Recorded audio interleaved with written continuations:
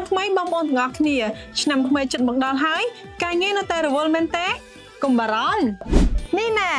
HP laptop 14 series រូបរាង slim natural silver ទម្ងន់ស្រាលខ្លាំងមែនទែនត្រឹមតែ 1.4 គីឡូក្រាមតែប៉ុណ្ណោះ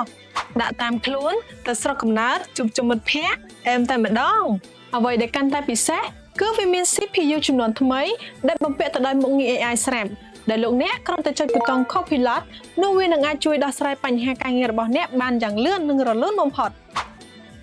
មានទាំងបច្ចេកវិទ្យា Fast Charge សារថ្មរហ័សទាន់ចិត្តហើយតម្លៃវិញសមរម្យមែនទែនត្រឹមតែ$500ជាងតែប៉ុណ្ណោះដែលមានលក់នៅបណ្ដាហាងចែកចាយទាំងអស់របស់ក្រុមហ៊ុន ECI Distribution ទូទាំងប្រទេសកម្ពុជាដែលមានអាស័យដ្ឋាននិងលេខទូរស័ព្ទដូចខាងក្រោម